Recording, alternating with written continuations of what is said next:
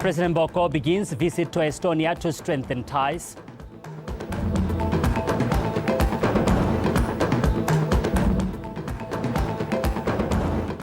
Special unit engaged to probe Nyati-Ramahobo police station fire.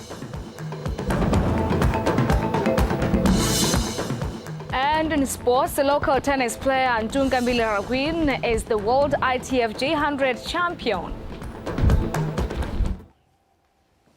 And that is Jose Honkwe joining us later on our sport desk. Patricia Chomanyani is interpreting in sign language. Welcome and thank you for joining us. Now, in our first story, President Advocate Duma Boko left for Estonia this morning and expected back home on Thursday. The visit will involve official talks with Estonian President Ala Karis, focusing on bilateral relations in areas such as digital transformation, innovation, education, trade and investment. The visit will also allow the two countries to review progress made since Karis' March 2024 state visit. President Boko will give a keynote address at the Latitude 59 Business Conference, Estonia's largest annual startup and technology event, from May 21st to 24th. The Botswana-Estonia Business Forum will be officially opened on May 21st, aimed at promoting trade and investment between the two countries. Boko will be accompanied by Dr. Penyo Butali, Minister of International Relations, Minister of Communications and Innovation, Minister of Trade and Entrepreneurship, senior government officials, and representatives from the Botswana Investment and Trade Center, BITC. In the President's absence, the Vice President, Ndabahaolate, will assume the role of acting President.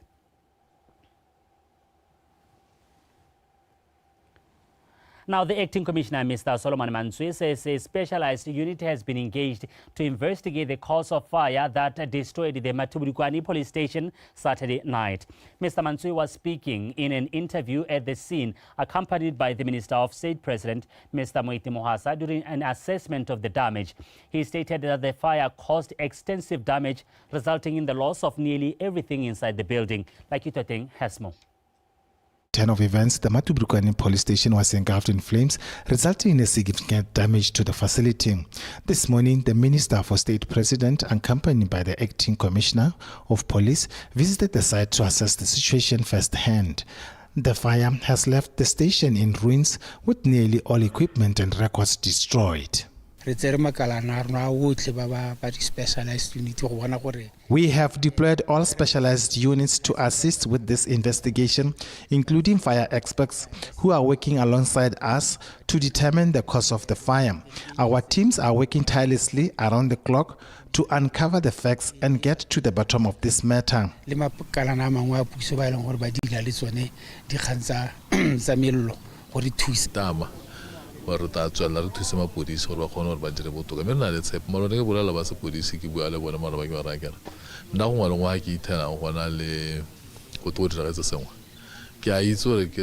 continue to fully support the police, and I'm confident that despite limited resources, their expertise and dedication will lead to the resolution of this case and apprehension of those responsible.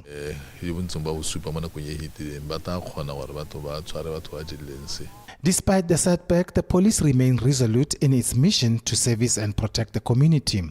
Immediate steps have been taken to provide alternative facility to assist the community. Police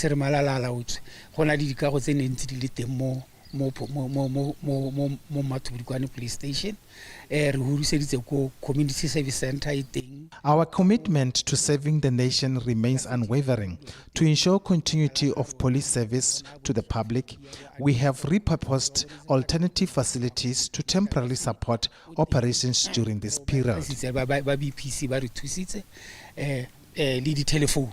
The acting commissioner says even though they cannot provide an exact figure at this moment, preliminary assessment indicates the damage to property to be estimated around millions of pula. Lakitoteng, BTV News, Nyati-Ramahobo. The lack of mandatory legislation compelling the retail industry to allocate a significant percentage of shelf space for locally manufactured and produced goods is highlighted as a key barrier to economic diversification and growth. This was revealed during interactions at the Botswana Investment and Trade Center Roadshow held in Silibepikwe. Karabo Mulusi reports.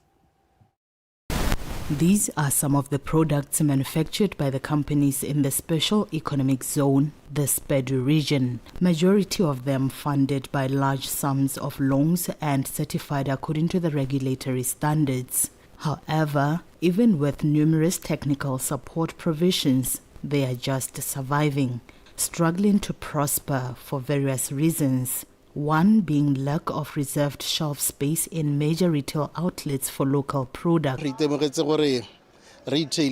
Consistent supply of the product.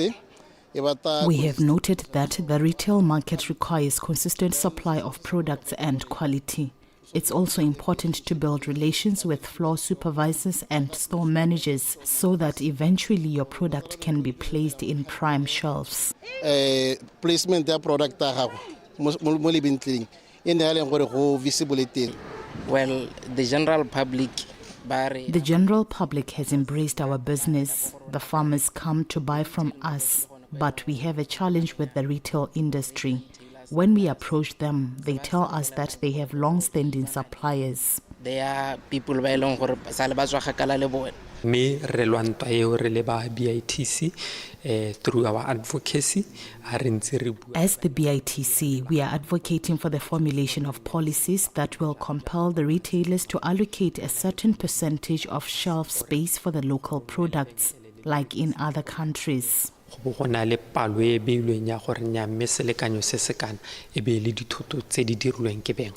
The retail industry experts, on the other hand, argue that some local producers and manufacturers are not doing enough to penetrate the highly competitive market. Retail is a cutthroat business. Therefore, our aim is to target the customers, and we fight with our competitors with these customers. We do have a base which is where the shelf is going to be, where the customers are coming to buy. But tata tiro ke ya wena, the producer, to go and make the product, make sure BOTSWANA batla le wena. With that full support, those are customers, including yourself as the producer. Walk into our stores and buy this particular product. At the end of the day, we're partnershiping. We sell a lot of products. For example, we buy sorghum primarily from local manufacturers, and the products are doing well, contrary to those that compete with products from other countries.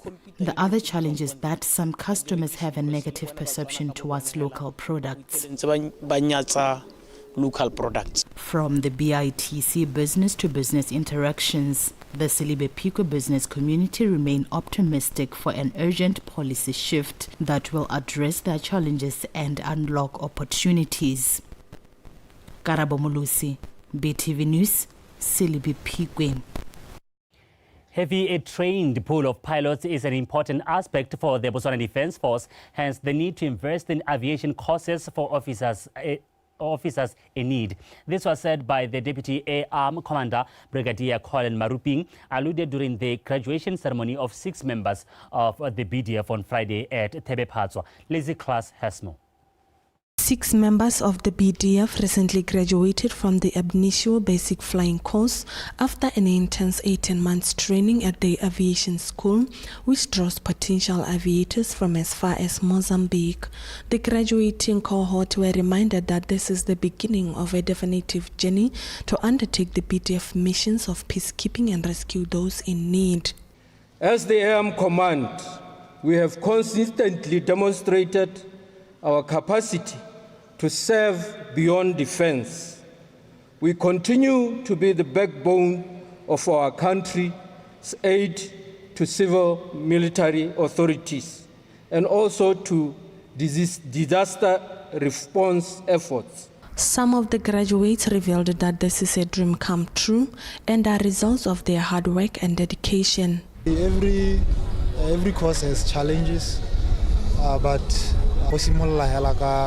you know, when you have a dream to achieve something in life and then you get to pursue it, and also pursuing it means working hard and also helping other students, your course mates, and to achieve the same as well. You know, I think that's the whole mandate of the military. I was just working hard It's all about hard work and determination. I can do this. Even though yeah, but it's all about determination. If you have a dream, you have to pursue it. Nothing is impossible.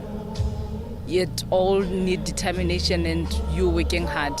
Graduates have been urged to fully utilize the skills they acquired throughout the learning process to enhance and bring positivity into the workplace.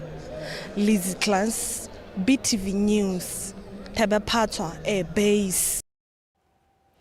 The chairperson of Women in Mining Botswana organization, Ms. Esther Kanaimba Senai, says that they have discovered that many women in businesses in the mining value chain lack knowledge of how to gain access to finance. She shared that closing that gap was the goal of the capacity building workshop for WIMBO members held in Gaborone on Friday, which was part of the Women in Mining Pitso that took place this week. Solofelo Tombale compiled this one. The third Women in Mining Pitso ended on the 15th. However, the work of advancing the cause of improving equality in the mining sector and empowering women to succeed, whether as employees or business owners, continues. You know, we often talk about a men's club. So in some cases, you find that in these corporates, it is a men's club, and they only have confidence in giving business to fellow men that they would with fellow women. So today we are capacitating our members to say, what is gender responsive procurement? What can be done about it? What is it that they can do? We are here with the annual Pitso where all these stakeholders come together, but that's once a year, and of course there's a lot of talk, but now it's needed to work together because we've done a study which shows all the needs and all the kind of recommendations of filling the gaps. But how to do that? We have to coordinate, because I've heard people here in the break saying, oh, I can deliver that training, or oh, I'm good at this. Fantastic. An attendee shared her experience of the workshop. Most women do not participate in expression of interest that build up to the database yearly. They have a register some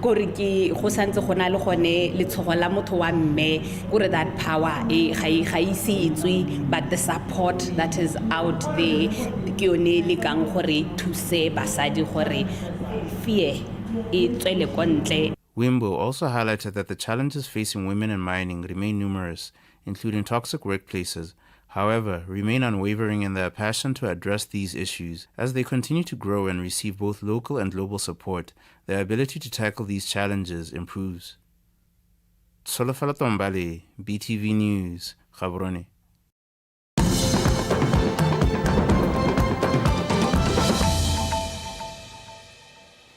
You're still watching BTV News. Thank you for staying with us. Now moving on, the former Deputy Vice-Chancellor of the University of Botswana, Professor Nyati-Ramahobo, famously known as Motlanka Basadi, was laid to rest in Maul this morning. The late professor, who was well known for her contributions to cultural diversity and promotion of the Wayei culture language, was described as a brave, kind, powerful and wise person by various speakers. Maratha Kaisara reports. The late professor, who passed away this month after a long battle with cancer, was described as a scholar who advocated for the rise of the minority groups and contributed largely towards the promotion of cultural diversity, ranging from spoken language to norms and values. Her work in the field of applied linguistic, particularly the Shiei as a language, among so many academic work that she contributed, was both pioneering and transformative. Through rigorous research, thought-provoking publications, and an exceptional commitment to teaching and writing Shiei, she consistently pushed the boundaries of Shiei knowledge.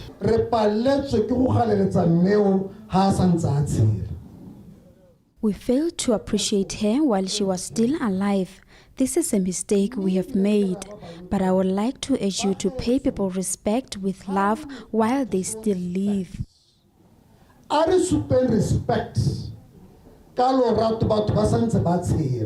Known for her laid-back posture, coupled by that slow and measured speech, she was nevertheless a fearless, committed, and resolute fighter and advocate for the linguistic and cultural rights of the marginalized linguistic communities of Botswana. Friends and family described the late professor, who passed away aged 68, as a loving, kind, brave, empathetic, and wise person who impacted their lives positively. My mom encouraged me more in everything that I do. I want to play football. I want to go play tennis.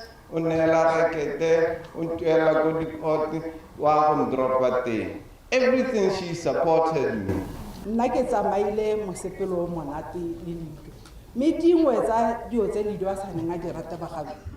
I have enjoyed my journey with Lido. One of the things she loved was fairness.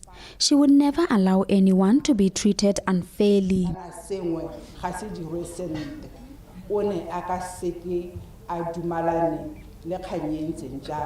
The late contribution to placing the Waiei norms and traditions on the map cannot be overemphasized, as she leaves behind a legacy of published works documenting the Siei language in the form of articles, books, and documentaries.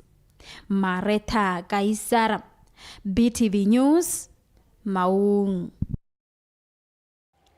The Assistant Minister of Trade and Entrepreneurship, Mr. Baratiwa Matote, says government has the intention of reviving cooperatives such as Savings and Credit Cooperative Society, popularly known as SACCOs. The Assistant Minister shared that cooperatives organizations aid in improving the economic status of the country and people's livelihoods. Mr. Matote was speaking at the official launch of Pulong SACCOs in Palape. Our Nele Whiteley has the details. Savings and Credit Cooperative Society was formed in January 2024, and it was founded by the residents of Mapula East Ward and Palape. Assistant Minister Mataute commended members of this cooperative for forming it, indicating that it plays a crucial role in job creation, economic diversification, and poverty eradication.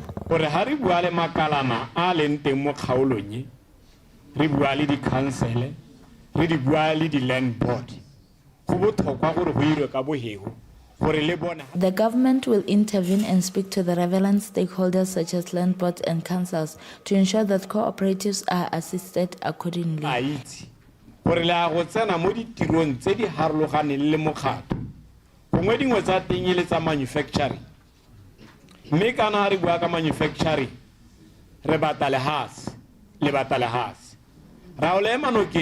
Despite this breakthrough, members of Pulong SACCO says even though this cooperative will assist them to meet their financial needs, they are still faced with lack of office space. Office space requests for government intervention and by awarding open space to the cooperative.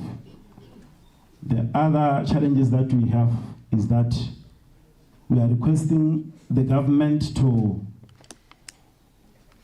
help us with a plot where we can hold our meetings. Challenge, as our chairperson has said, we did all these things under the Mosatla tree, but we think Mosatla is one very easily. Members of this cooperative are encouraged to work together and to hire employees with required skills to ensure its growth. Department of Cooperatives, regulate the board, the employees, the staff. Data protection. As the world is changing, the cooperatives need to have skilled staff and board members. Pulong SACCOs need permanent employees who will run offices on full-time basis. So, FNB, the human resource,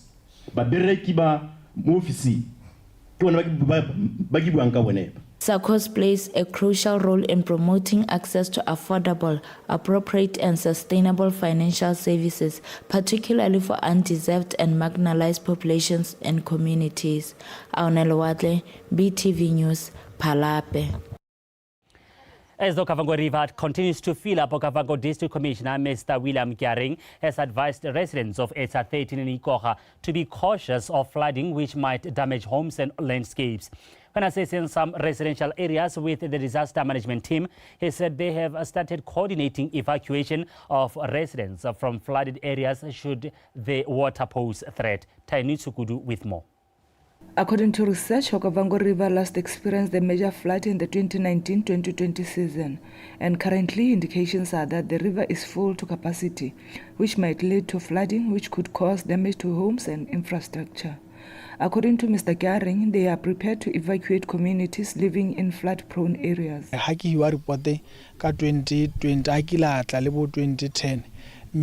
report I was given is that there was same flooding in the year 2020 and 2010, but it was not of this magnitude. I have assessed the homes near the river bank, and I have noticed that some need our assistance. I have requested a tent from the office for 1 yard that is near the river bank. I've also come to revive the Village Disaster Management Committee, spearheaded by Kosi and other civil servants in the villages of Eta 13 and Ikoga.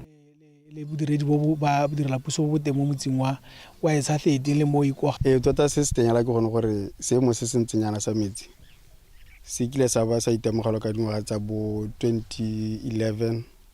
This kind of water situation was observed before in 2011, 2016 and 2019.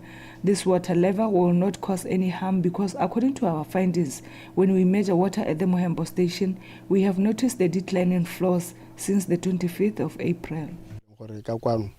Ra meta ko station se sengwe sa Mohembo mo nokeng ya Okavango ko eleng gore re itemogetse kwelo tase. Residents of Ikoga and Eta 13 have been advised to exercise caution due to potential flooding and take heed of potential flood warnings. I am advising parents to take care of children because water is dangerous, especially to the kids. Some people might think it's an opportunity to fish in here, but they should be careful of dangerous creatures in the water.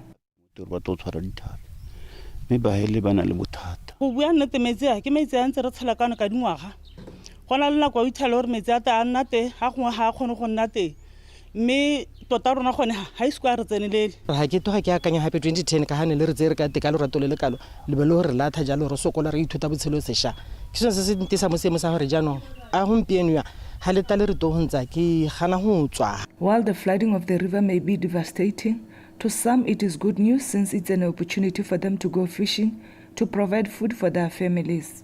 Taini Tsukudu, BTV News, Eta 13. Well, it is time for sport news. Jose Hongwe on standby.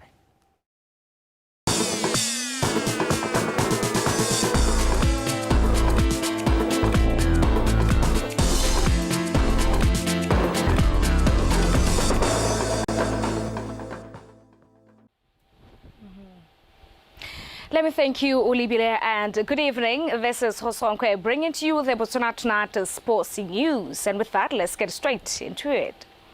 A new star has emerged in Botswana's athletics scene with a 24-year-old Kandunda Mokatahae of Tsabo village claiming victory in the inaugural Tsabo 10 kilometers marathon, which was launched this Friday. This groundbreaking event was organized by the Khansi Athletics Club to discover hidden talent in remote communities. Angela Enosa has the report. The lanky runner dominated from start to finish, striding effortlessly to victory in this first-of-its-kind race for Tsabo village. This marks just the beginning of a series of community marathons designed to uncover Botswana's next generation of running talent.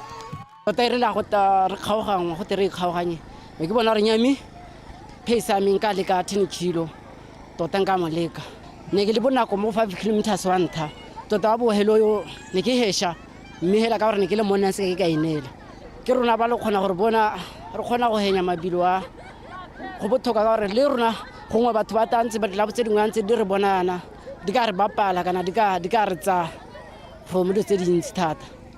With Botswana athletes already making waves internationally, organizers aim to groom these village competitions for global competition. Re phuthologetse gore bana ba re ka ba ntsha jalo ba khona gore ba joine tsone di club tsa go nna jalo tse leng gore ha ba trainer ko jaanong ko di club tsone tseo tse di ha godimo ba ka nna le one tshono ya gore re helele re ba bona ba taboga le ko mahatsheng a selemo. Re na le bana ba le bantsi mo kgaolong ya rona ba e leng gore ba na le bokgoni, mme hela gongwe ka lebaka la gone gore re ba nna ko mahelong a e leng gore a kgakala le ditamelo ga ba kgone go bona one mahelo a e leng gore ba ka kgona go itshidila ko go one. Mme anong ke solo ke dumela gore mo nakong ya gompieno ba ta nna le tshono le bone. Athletics gompieno ana kana generally ala sport re kgona go isisa ka sone. Yaanong ya ka go sena ditiro mo dikgaolong yana a re lekeng go iteka batswana re iteke banana ga ona o itse gore tshono ya gago ya go taleng le gore laki ya gago ya hakae gongwe lebelo ke lone le ka go ntsha mo lehumeng la go dira la tiro. The marathon series will expand to other villages across the district with training programs to prepare runners for competitions in Gauteng and at nationally recognized races. Angela Nusa, BTV Sport, Khabu. Moving on to rugby updates. Gaborone Hawks walloped the BU Riders by 50 points to 12 in the ongoing Botswana Rugby Union League match played on Saturday at Warwick Park in Gaborone. Pakos Tereke with the report. The defending champions Gaborone Hogs went into the game showing high intentions of winning the match as they took an early lead of 24-9, which they held on to until the halftime break. Hogs continued dominating the game even in the second half, as a result winning the match by 50 points against 12 of Riders. The game went all right for us. As you can see, the score does make a reflection. Of course, the first half it was a little bit scrappy. So this is our second game and this is our first game at home. So we're still fixing our team and still trying to get the boys to know their roles when it comes to gameplay. But everything went all right. We're happy. Just a few yellow cards on our side due to our discipline, which we have to work with. We have to work on it, practice with the boys. So yeah, we'll get there. But as those who are playing against the champions, we expected to give them a tight game. But as it got out, you saw my players, because they're young and the students, maybe inexperience kicked in a bit, and they lost focus because of they played to the ref instead of just playing their own game. I think we need to go back to the grassroots and try to teach them that they should now just concentrate on their own game plan and own it instead of them. Now they lost focus because of what they saw. It's not easy for you to have 2 tries nullified without any reason, but in rugby we respect the ref. We can't overjudge. We have to continue playing. The Botswana Rugby Union League matches continue next weekend. Pakos Tereke, BTV Sport, Gaborone.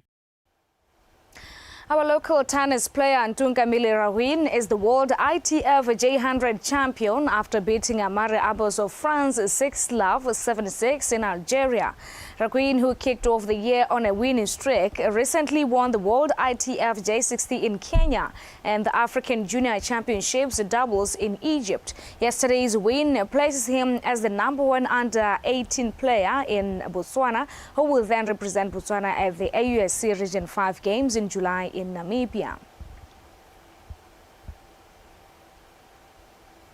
Moving on, Police 11, one of the strongest title contenders in the National First Division South League, have extended their impressive run with a 3-0 victory over UB Hawks in a Week 20 clash played at Lekki Football Centre this Saturday. The win takes the season tally to 42 points. Sofaso Malepa has the report. The Jungle Kings dominated from the first whistle, with Karabo Kelatlilwe breaking the deadlock in just the 6th minute to give Police 11 an early advantage. Two Big Hawks attempted to fight back but were punished again when Tapua Khatibola doubled Police lead before half-time. Despite tactical changes after the break, UB Hawks couldn't find a way back into the game.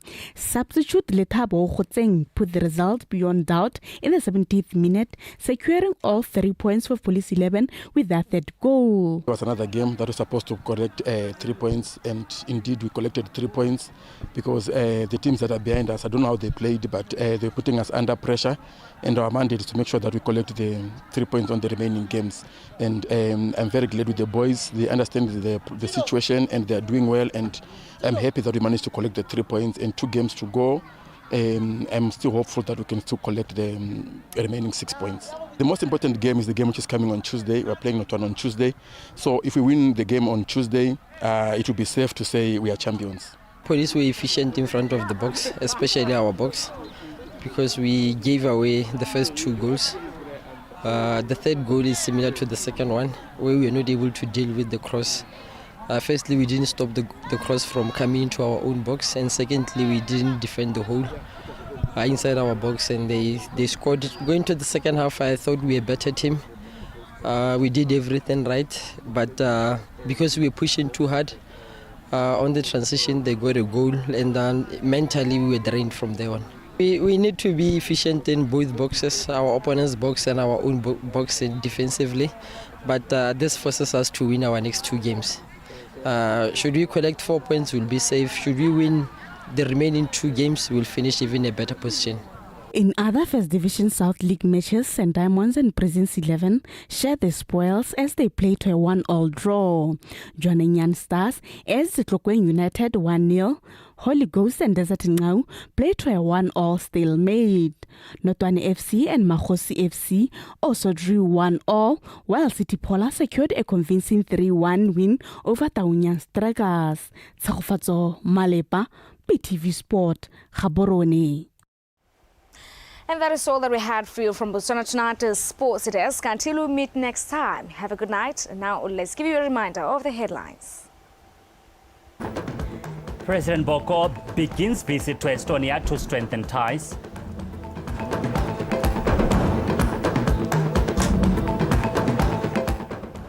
Special unit engaged to probe Matulukwane police station fire. And in sports, local tennis player Ntungamili Rawin is the World ITF J100 champion. Well, that is all the news we had for you this Sunday. Do stay with us. Weather is up next.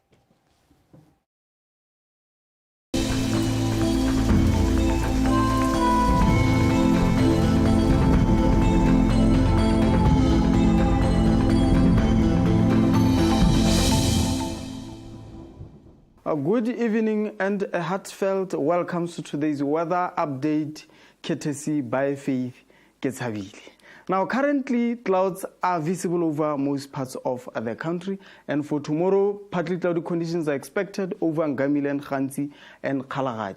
Now, for south and southeast Gauteng, in the whole of central northeast and Chobe, few patches of clouds are expected. Morning temperatures are expected to be cold over southeast Gauteng and northeast, with minimums of 7 degrees Celsius over most areas. Other parts of the country, mild temperatures are expected with 8 degrees Celsius over Jwaneng and Tsane, up to 13 degrees Celsius over Maung and Shakau. Now, in the afternoon, we're expecting some mild temperatures over south and southeast Gauteng of about 24 degrees Celsius over Jwaneng and Lepepe, with 25 degrees Celsius over Good Hope, while other parts of the country, warm temperatures are expected of 26 degrees Celsius over most areas of South and Central District, up to 30 degrees Celsius over Kasane. Now, for SADC cities, few patches of clouds are expected over Manzini and Upington, with clear skies over Johannesburg. Partly cloudy conditions are expected over Maseru, Gqeberha and Cape Town, with possible chance of rain over Cape Town. Still on SADC cities, we're expecting some few patches of clouds over Antananarivo, Beira, Harare and Windhoek. While for Dar es Salaam and Kinshasa, we're expecting some partly cloudy conditions with thunder showers over Kinshasa, while over Dar es Salaam, we're expecting some partly cloudy conditions accompanied by rain. And lastly, for Blantyre and Luanda, few patches of clouds are expected. That's all from the weather forecasting desk. Have yourself a good night.